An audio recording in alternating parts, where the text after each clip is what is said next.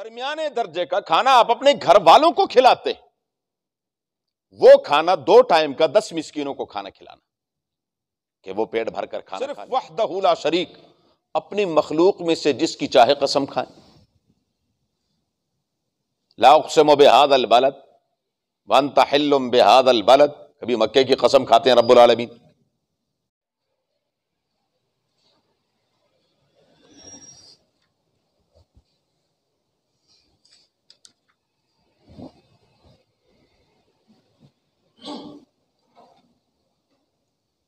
اعوذ باللہ من الشیطان الرجیم، بسم اللہ الرحمن الرحیم۔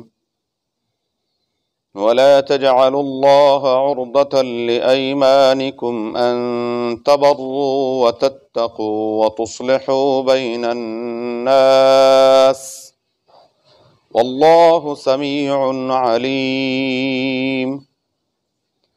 لا يؤاخذكم الله باللغو في أيمانكم ولكن يؤاخذكم بما كسبت قلوبكم واللہ غفور حلیم۔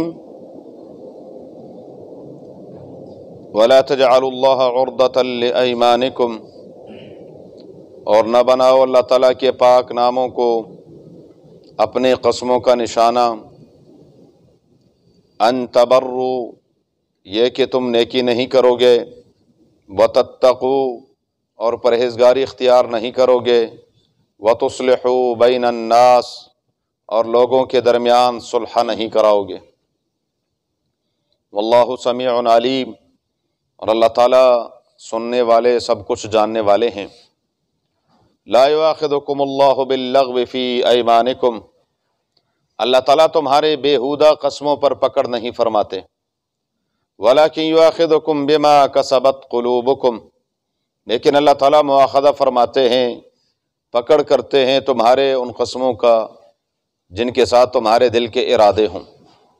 واللہ غفور حلیم، اور اللہ تعالیٰ بخشنے والے بردبار ہیں۔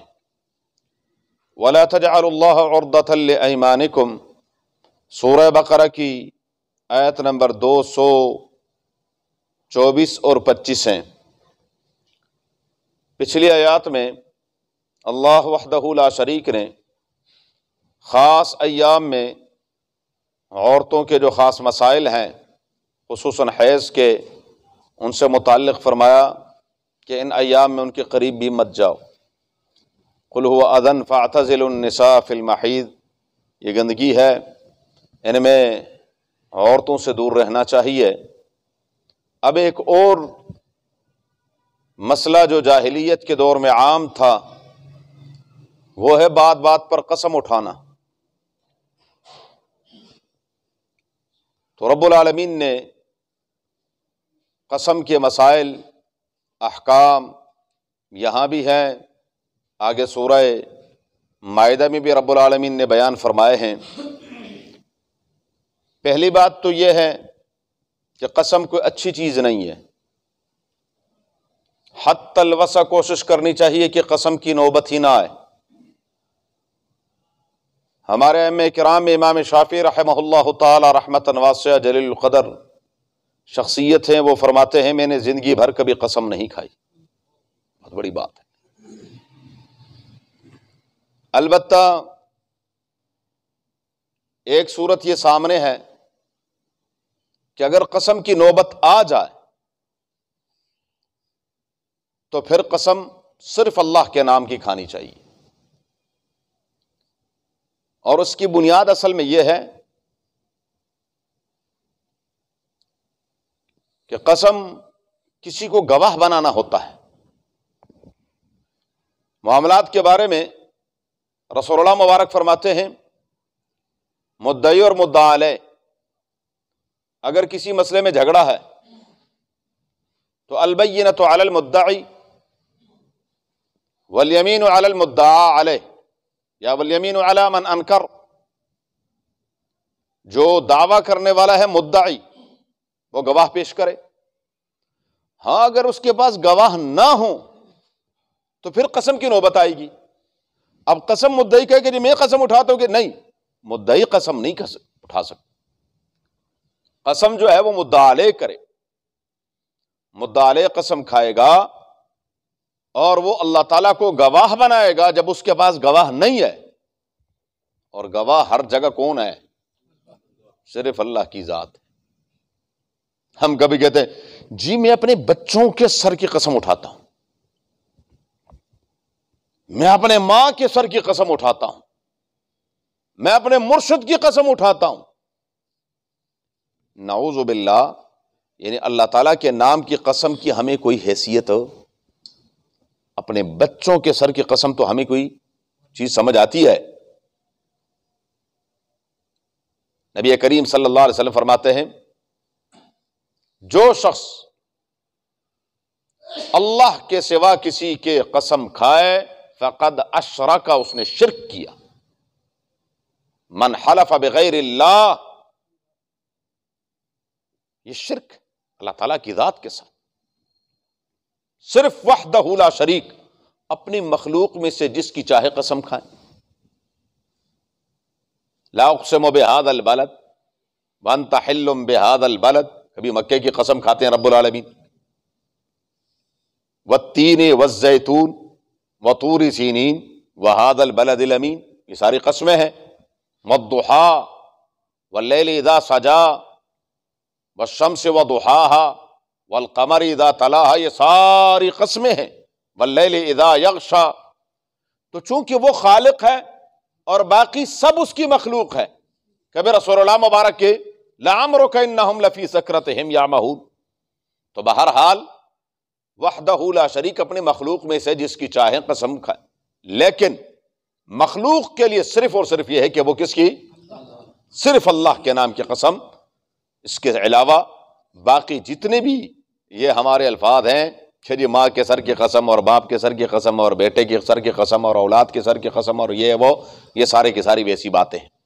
یمین قسم کی 3 قسمیں ہیں، فقہا فرماتے ہیں ایک یہ ہے بغیر ارادے کے، جو ہم کہتے ہیں قسم سے جی میں نے یہ کیا، قسم ہے، یہ یمین لغوہ ہے، بیہودہ، بلا ارادہ، یہ قسم ہے۔ ایک یہ ہے کہ گزشتہ ماضی میں کوئی کام کیا ہے یا نہیں کیا اور اس کی یہ جھوٹی قسم اٹھاتا ہے، تو یہ گناہ ہے، یہ ناجائز ہے، لیکن کفارہ اس کا نہیں ہے۔ مثلا میں کہوں کہ میں نے جی کل وہ کام کیا تھا حالانکہ کیا نہیں تھا، میں قسم اٹھاؤں کہ میں کل وہاں گیا تھا حالانکہ گیا نہیں تھا، تو یا گیا تھا اور کہے کہ میں نہیں گیا تھا، یعنی ماضی میں کسی معاملے کے بارے میں قسم، جھوٹی قسم اٹھائے تو یہ کیا ہے؟ گناہ ہے، لیکن کفارہ نہیں ہے۔ ایک ہے زمانے مستقبل میں کسی کام کے کرنے یا نہ کرنے کی قسم اٹھانا، یہ جو ماضی کا اس کو یمین غموس کہتے ہیں، غموس کا معنی ہے غوطہ لگانا، گویا گناہ میں غوطہ لگا رہا ہے۔ اور ایک مستقبل کے حوالے سے کہ میں کل یہ کام نہیں کروں گا، آئندہ کل، یا میں آئندہ کل یہ کام کروں گا اور قسم اٹھا لے اور پھر وہ نہ کرے، اس کو کہتے ہیں یمین منعقدہ۔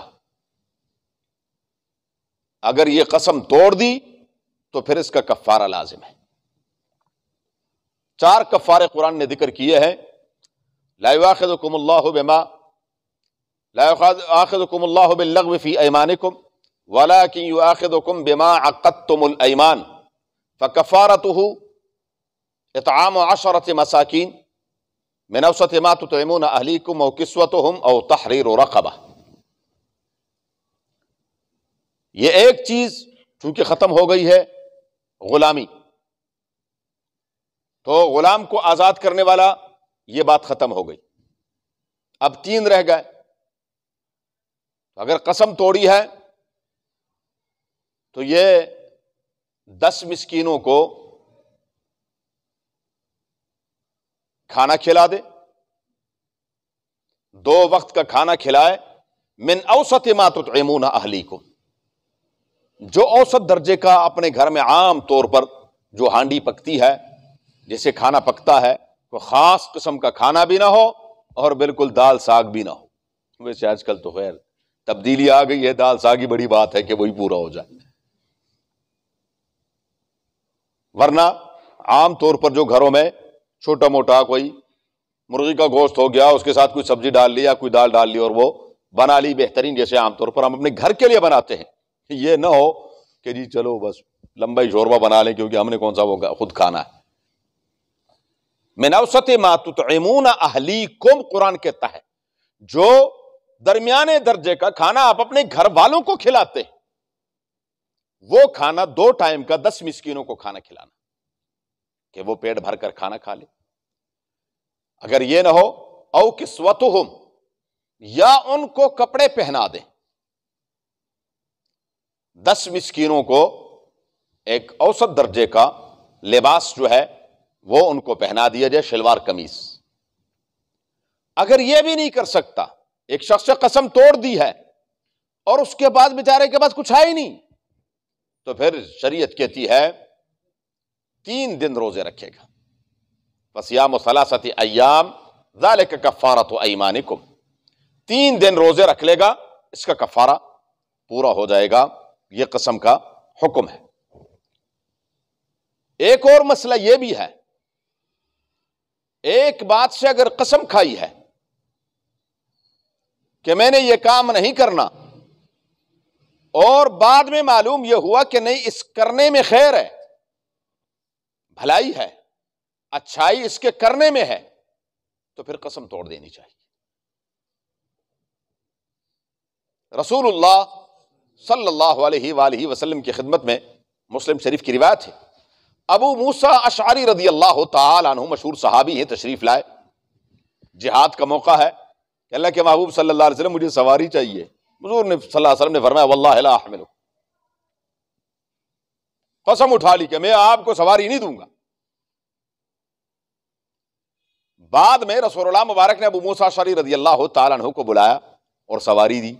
فرمایا حضور آپ نے قسم اٹھائی تھی اور میں نے جا کر اپنے دوستوں کو، ساتھیوں کو بتا دیا کہ رسول اللہ مبارک نے قسم اٹھا لی ہے، تو مجھے اب اگر میں جاؤں گا تو میرے ساتھی کہیں گے کہ اچھا آپ نے غلط بیانی کی تھی. یہ کیسے ممکن ہے کہ رسول اللہ مبارک نے قسم اٹھائی اور پھر؟ رسول اللہ مبارک نے فرمایا کہ میں قسم اٹھا لیتا ہوں جب مجھے معلوم ہوتا ہے کہ اس میں، اس کے جو کرنے میں یا نہ کرنے کا ہے، اور اس کے کرنے میں یا کرنے کا اور اس کے نہ کرنے میں خیر ہو تو میں اس کا کفارہ ادا کر دیتا ہوں اور اس کام کو کر لیتا ہوں. ہم عام طور پر کیا ہے، بعض اوقات بڑے شیخ بنتے، او جی میں قسم چک لئی ہے، تو پھر کی ہو گیا؟ نہیں جی میں نے اپنے یہ بھائی کیا میں نے جانا ہی نہیں ہے، میں نے قسم کھائی ہے کہ میں اس کا منہ نہیں دیکھوں گا. بڑی بات ہے، بڑا نیک بنا پھرتے قسم کھا لی ہے. شریعت کے باقی سارے احکامات پر عمل ہو گیا کہ بس صرف کیا ہے، یہ ایک ہی رہ گیا تھا. شریعت کہتی ہے نہیں. یا مشہور واقعہ ہے، رسول اللہ مبارک نے قسم کھائی تھی کہ میں شہد نہیں کھاؤں گا. 28ویں پارے میں انشاءاللہ سورہ تحریم میں آئے گا، قد فرض اللہ لکم تحلۃ ایمانکم. اللہ تعالیٰ نے فرمایا، اللہ نے فرض کا لازم کر دیا آپ صلی اللہ علیہ وسلم پر کہ آپ اپنی قسم توڑ دیں. لما تحرم ما احل اللہ لک. تو یہ ہے کہ اگر قسم اٹھا بھی لی ہے اور بعد میں ذرا ٹھنڈے دل سے جب بلڈ پریشر نارمل ہو جائے، ٹھنڈے ہو جائیں، پھر سوچیں کہ میں نے جو بات کی ہے اس میں بھلائی اور خیر کس میں ہے. تو اگر اس کے الٹ میں ہے کر لیں اور کیا کر دیں، کفارہ ادا کر دیں. یا تو یہ ہے 1500 روپے میں کیا ہے 2 ٹائم کا کھانا 10 مسکینوں کو کھلا دیں، یا یہ بھی نہیں کر سکتے تو 3 دن کے کیا کر لیں، روزے رکھ لیں اور کفارہ ادا کر دیں اور قسم توڑ دینی چاہیے. بہرحال اللہ تعالیٰ فرماتے ہیں وَلَا تَجْعَلُوا اللَّهَ عُرْضَةً لِأَيْمَانِكُمْ أَن تَبَرُّوا وَتَتَّقُوا وَتُصْلِحُوا بَيْنَ النَّاسِ. اللہ تبارک و تعالیٰ کے پاک ناموں کو اپنے قسموں کا نشانہ مت بناؤ، بات بات پر قسم مت اٹھاؤ. یہ عادت نہیں بنانی چاہیے. بعض لوگوں کو یہ ایک عادت ہوتی ہے، عربوں میں آپ جائیں تو وہاں پر فوراً لا واللہ لا واللہ، وہ ایسے بس 1 سیکنڈ سے پہلے لا واللہ وہ کہہ دیتے ہیں، یہ قسم ہے. اسی طریقے سے ہمارے پٹھان جو ہیں وہ بھی واللہ واللہ واللہ واللہ، تو وہ بھی 1 منٹ سے پہلے واللہ واللہ کر رہے ہوتے ہیں. یہ جو الفاظ ہیں یہ نہیں ہونی چاہیے. باقاعدہ قسم ہے، اس کا احتیاط. ہماری ادھر پنجاب میں اور اردو پنجابی میں قسم ہے. جب بات کریں گے 5 منٹ تو اس میں کو 50 قسمیں آ جائیں گی. تو یہ جو چیزیں ہیں یہ نہیں ہونی چاہیے قسمیں کھا کھا کر. اور یہ اس طرح اس اللہ تعالیٰ کے نام کو بہرحال تو فرمایا کہ اگر تم لوگ قسم اٹھا لو کس بات کا، ان تبرؤ کہ نیکی نہیں کرو گے، وتتقوا پرہیزگاری اختیار نہیں کرو گے، وتصلحوا بین الناس یا کسی نیکی کے کام سے کہ میں لوگوں کے درمیان کبھی صلح نہیں کراؤں گا، جی میں کبھی ان کے درمیان نہیں بیٹھوں گا. بھائی بیٹھنا پڑے گا آپ کو، آپ کیسی باتیں کر رہے ہیں؟ ایسی بات تھوڑی ہے کہ بس آپ نعوذ باللہ آپ کی بات کو قرآن کریم کی آیت تھوڑی ہے کہ آپ کی بات پر نہیں جی ہم آتے ہیں اور ہمیں ذلیل کر کے بھیج دیتے ہیں اور یہ ہے اور وہ ہے اور فلاں ہے. یہ نہیں ہونا چاہیے. چودھری صاحب کو تھوڑا سا ٹھنڈا ہونا چاہیے. واللہ سمیع علیم، اللہ تبارک و تعالیٰ سننے والا جاننے والا ہے. لا یؤاخذکم اللہ باللغو فی ایمانکم، اللہ تعالیٰ تمہارے بیہودہ قسموں پر تمہاری پکڑ نہیں فرماتے. ولکن یؤاخذکم بما کسبت قلوبکم، لیکن ارادے سے جب تم قسم اٹھاتے ہو، یمین منعقدہ ہو تو پھر اس پر پکڑ ہے. یمین غموس ہو اس میں بھی گناہ گار ہے، اور قیامت کے دن اللہ تعالیٰ کے ہاں پکڑ ہوگی. ہاں دنیا میں اس کا کفارہ وغیرہ کوئی نہیں ہے.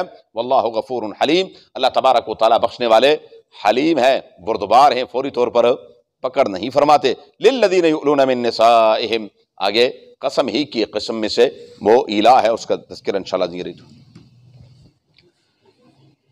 اللهم صل على محمد وعلى ال محمد كما صليت على ابراهيم وعلى ال ابراهيم انك حميد مجيد. اللهم بارك على محمد وعلى ال محمد كما باركت على ابراهيم وعلى ال ابراهيم انك حميد مجيد. اللهم ارحمنا بالقرآن العظيم، اللهم ارحمنا بالقرآن العظيم، اللهم ارحمنا بالقرآن العظيم واجعله لنا إماما ونورا وهدى ورحمة يا رب العالمين. اللهم ذكرنا منه ما نسينا وعلمنا منه ما جهلنا وارزقنا تلاوته آناء الليل وأطراف النهار واجعله لنا حجة يا رب العالمين. اللهم نور قلوبنا بالقرآن وزين أخلاقنا بالقرآن ونجنا من النار بالقرآن وأدخلنا الجنة بالقرآن.